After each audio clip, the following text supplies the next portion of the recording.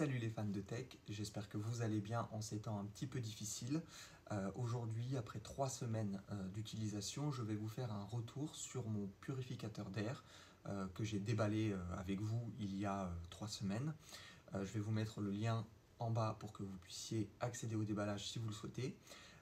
Ce purificateur d'air de chez Xiaomi, c'est le Xiaomi Air Purifier 3H qui vient tout juste de sortir.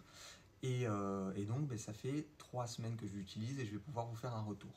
Avant d'aller plus loin, à quoi sert un purificateur d'air? Eh bien, il faut savoir que selon l'OMS et selon le ministère de la Santé français, l'air que nous avons à l'intérieur de nos maisons et de nos appartements peut être jusqu'à 15 fois plus pollué que l'air extérieur. Alors, ça peut paraître fou, mais malheureusement c'est vrai. Et c'est pourquoi on nous conseille de faire circuler, d'aérer l'air de la maison en ouvrant nos fenêtres le plus possible, au moins 2 fois par jour, pour que l'air soit renouvelé plutôt, pour que l'air soit renouvelé et pour qu'on respire un air plus propre. Et ça, même si dehors, l'air est pollué à cause notamment de la circulation automobile. Et dans ces cas, on nous conseille d'ouvrir plutôt le matin ou le soir, quand tout le flux de voitures est passé. Le purificateur d'air, lui, va nous permettre d'améliorer ça, de purifier de façon beaucoup plus efficace l'air de nos maisons, notamment en enlevant tout ce qui est cheveux, tout ce qui est poils d'animaux, tout ce qui va être bactéries, virus, certains virus, tout ce qui va être particules fines dégagées notamment par nos plantes, nos meubles, nos peintures. Et du coup, va permettre de faire ça plus efficacement qu'en aérant tout simplement notre intérieur. Il faut savoir que, comme je l'ai précisé, tous les purificateurs d'air qui sont avec des filtres HEPA, c'est le cas notamment du Xiaomi que j'ai ici, tous les purificateurs d'air n'ont pas les mêmes technologies. Là, en l'occurrence, c'est un purificateur d'air équipé d'un filtre HEPA. Et les filtres HEPA sont des filtres qui sont fabriqués de plusieurs couches qui vont plus ou moins filtrer. Chaque couche va avoir un niveau de filtration. Et ces filtres-là vont filtrer tout ce qui est plus grand que 0,3 microns. Je vais vous mettre un petit dessin, un petit schéma avec une idée de ce que ça représente, notamment à côté d'un globule rouge ou d'une bactérie. Enfin, voilà.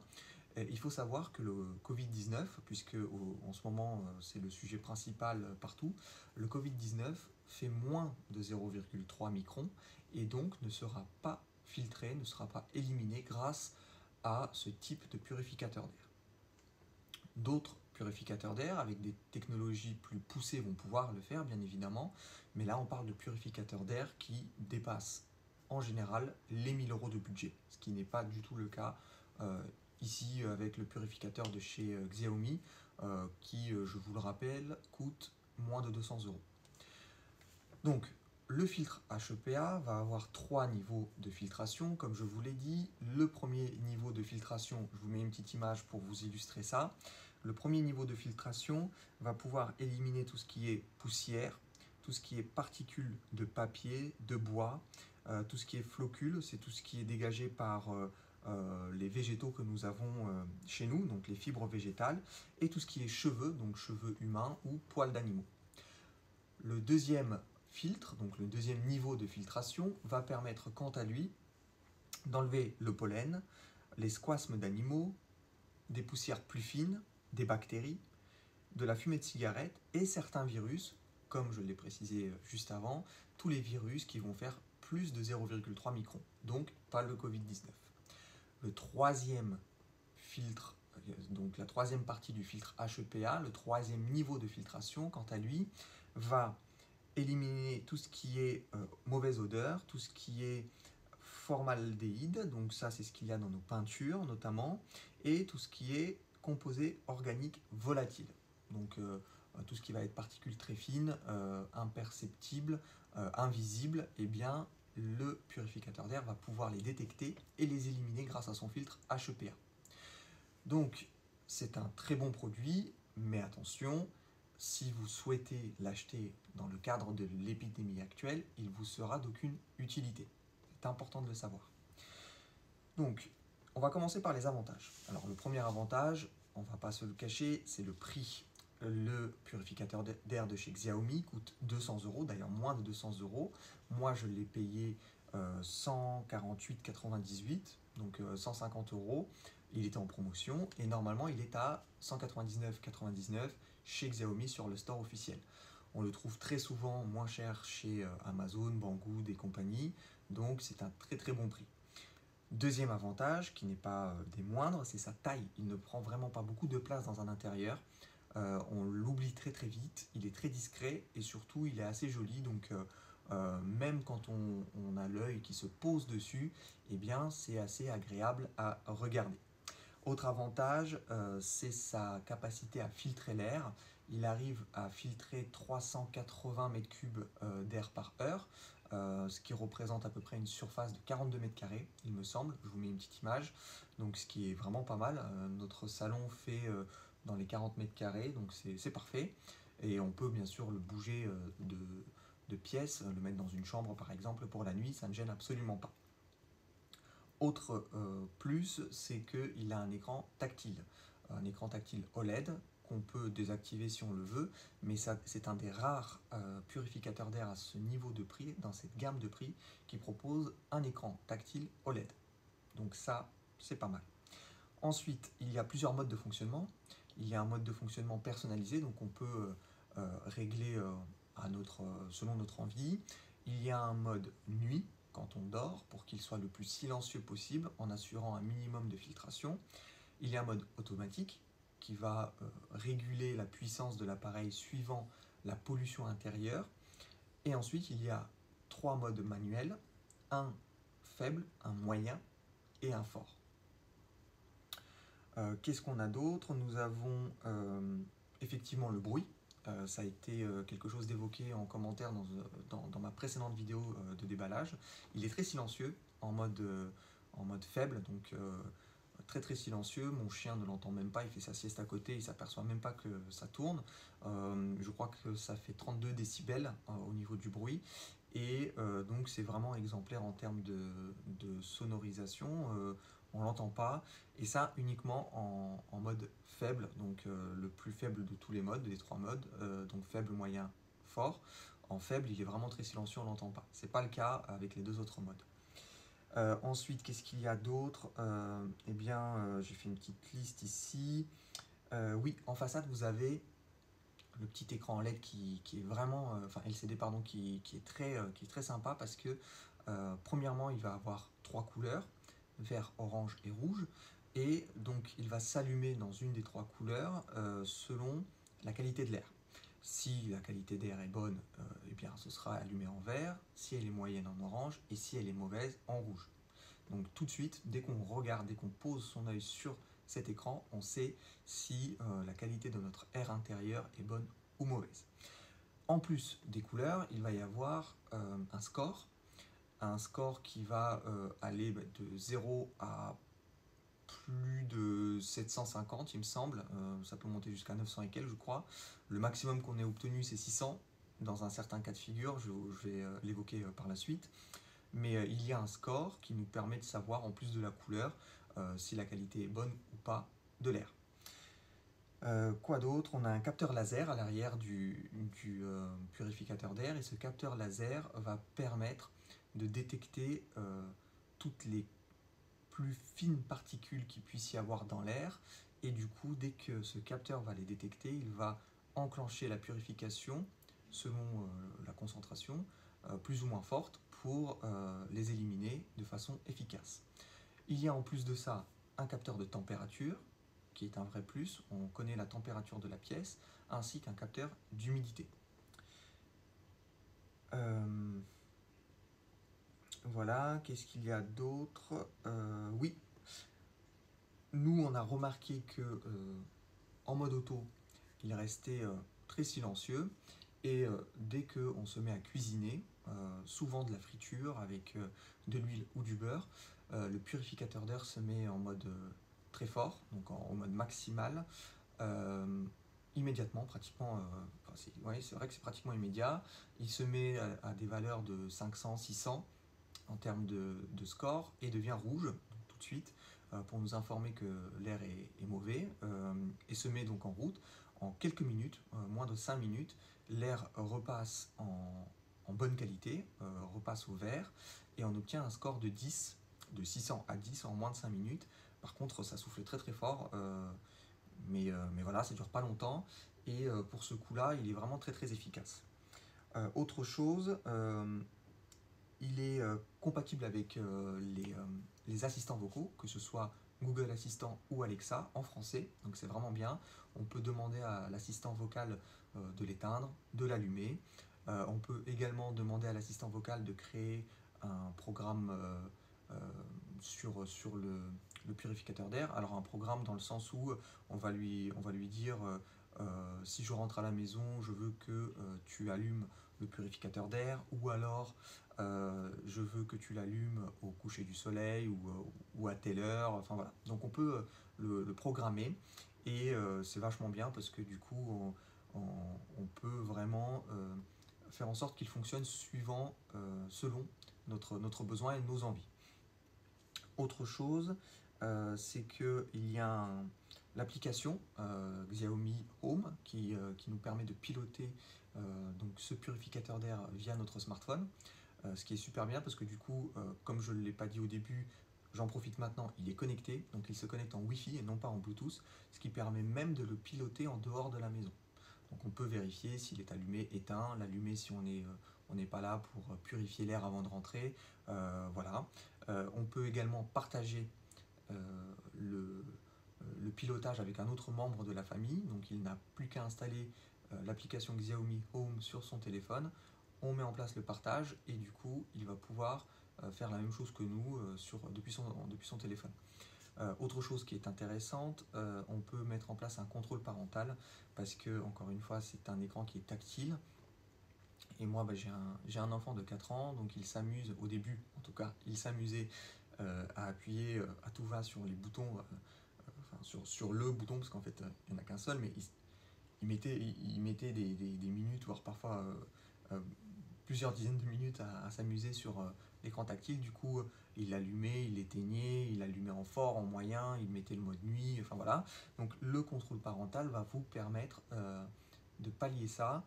Pour le coup, ça désactive l'écran tactile, mais c'est pas mal.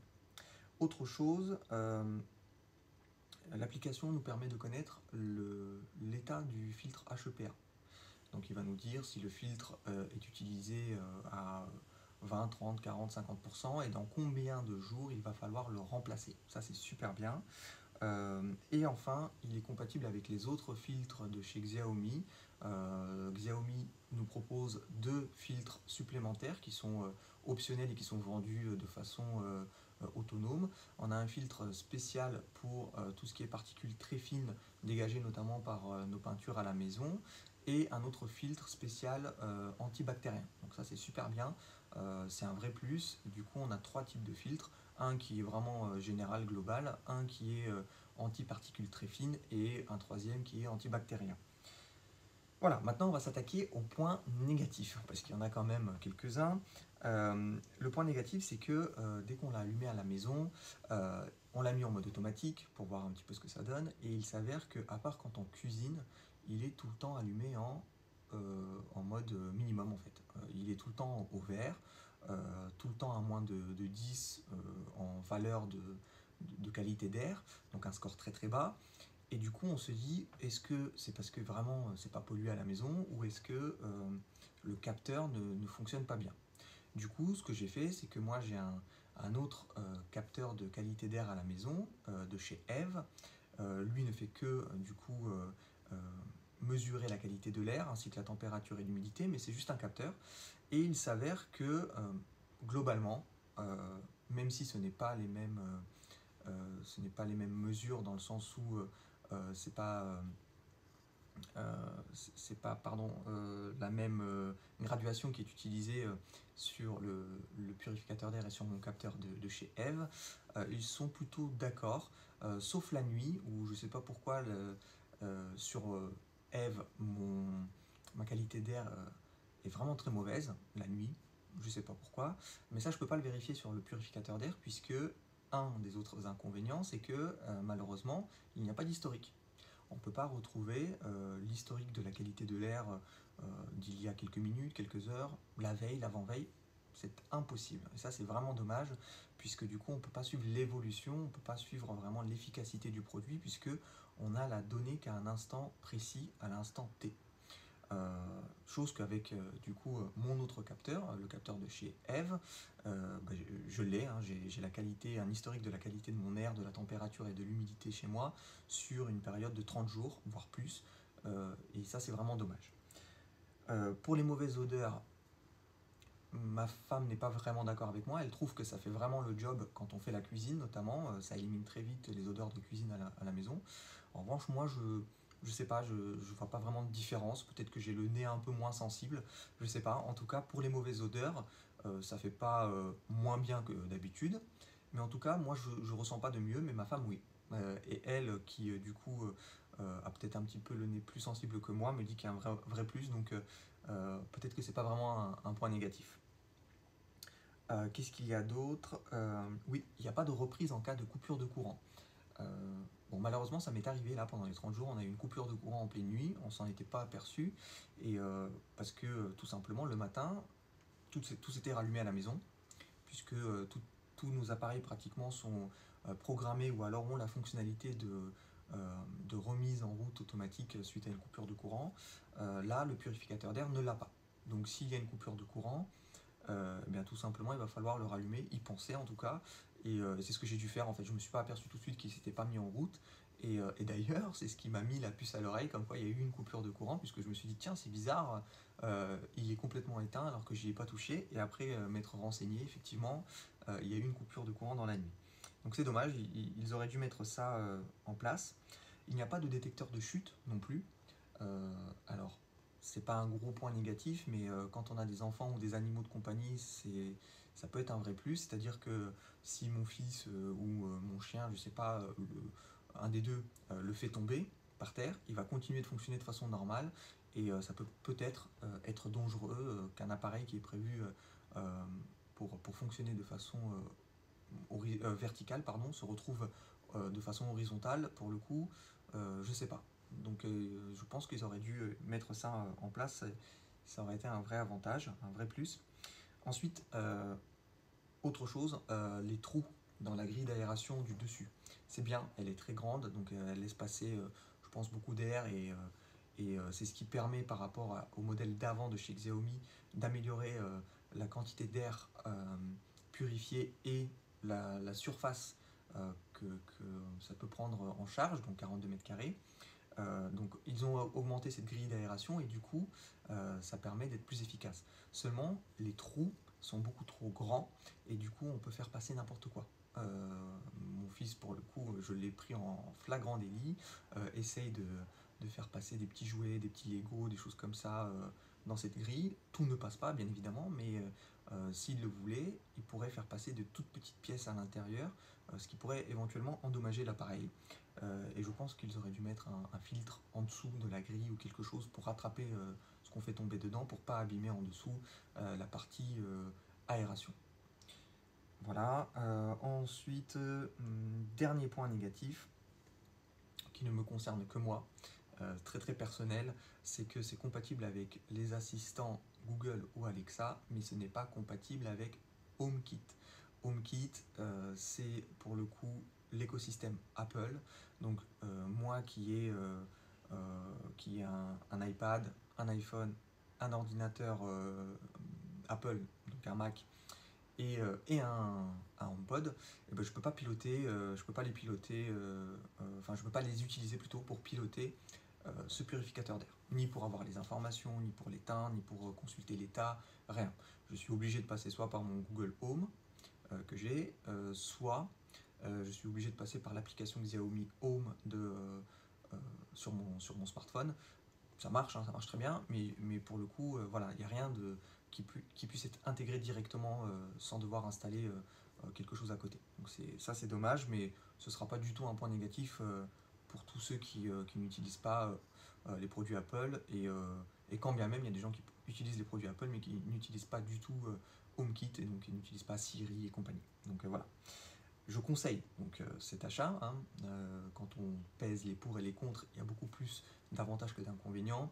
Je conseille cet achat, même si encore une fois, il me dit que la qualité de l'air est toujours bonne, notamment quand on fait la cuisine, il purifie l'air et ça, c'est quand même un plus. Je le conseille. Au niveau du prix, je crois qu'il est imbattable. À moins de 200 euros, il n'y a rien dans cette gamme de prix qui puisse le concurrencer directement. Je pense que là, c'est voilà. Alors, il y a quelques produits hein, équivalents ou meilleurs, mais qui sont beaucoup plus chers, notamment chez Roventa. Roventa a un modèle qui s'appelle le Intense Pure Air XL, qui est à 200 euros, 202 euros sur Amazon actuellement. Sauf que, premièrement, il est moins joli. Personnellement, je vais vous mettre une petite photo. Et il n'est pas connecté. Donc, pas connecté, moins joli, bon, et plus cher. Pour le coup, 202 euros. Il faut savoir que le modèle connecté de chez Roventa, donc la même chose, mais en connecté, c'est 358 euros, juste pour le fait qu'il soit connecté, d'après ce que j'ai pu voir. Donc c'est quand même beaucoup plus cher.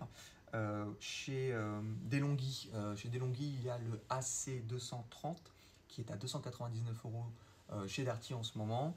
Pareil, moins joli selon moi. Pareil que pour le premier de chez Roventa, il n'est pas du tout connecté. Pour le coup, bah, il coûte 300 euros plus cher, pas connecté. Peut-être un tout petit peu plus efficace parce que j'ai pu voir que peut-être que pas le connecteur, mais le capteur de qualité d'air est un peu plus efficace. Mais honnêtement, j'ai pas à me plaindre. Quand j'ai comparé avec le capteur Eve, les chiffres sont à peu près les mêmes. Ça va se jouer à pas grand chose et je pense que ça vaut pas ça vaut pas le coup de mettre 300 euros, enfin pas 300 euros, pardon, d'aller jusqu'à 300 euros, donc de mettre 100 euros de plus chez DeLonghi.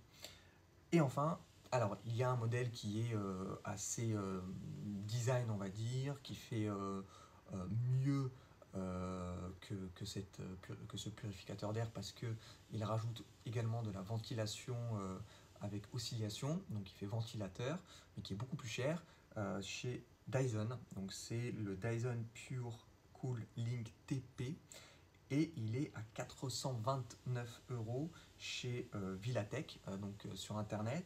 Il est plus complet hein, parce qu'il fait ventilation avec oscillation et tout ça. Bon, donc voilà, purificateur d'air et ventilateur. Il est connecté, il a une petite télécommande en plus pour ne pas passer par le smartphone mais directement via la télécommande. Mais bon, là pour le coup, c'est beaucoup plus cher. On est au double du prix, voire même plus que le double du prix. Encore une fois, moi je l'ai payé moins de 150 euros. Et pour le coup, c'est pour d'autres bourses. Si on cherche un bon purificateur d'air qui fait bien son boulot, qui est connecté, qu'on peut régler manuellement, voilà, donc qu'on peut automatiser, des choses comme ça, je pense vraiment que pour un premier purificateur d'air ou même pour un purificateur d'air tout simplement, Xiaomi a tapé très fort en faisant un produit vraiment bien fini, très complet, qui fait tout, qui peut être piloté à la voix, au smartphone, directement sur l'appareil, enfin voilà, tout ce qu'on demande aujourd'hui avec les nouvelles technologies, on aime bien que ça fonctionne directement depuis notre smartphone, que ce soit intuitif, que ce soit automatisé, enfin voilà, c'est génial. Je vous le conseille. Si j'ai oublié des choses que je n'ai pas abordées pendant toutes ces minutes passées ensemble, n'hésitez pas, posez-moi des questions en commentaire, j'essaierai d'y répondre comme d'habitude le plus vite possible. La prochaine vidéo, ce sera sur mon robot laveur de sol que j'ai acheté il y a un an maintenant, de chez Aerobot.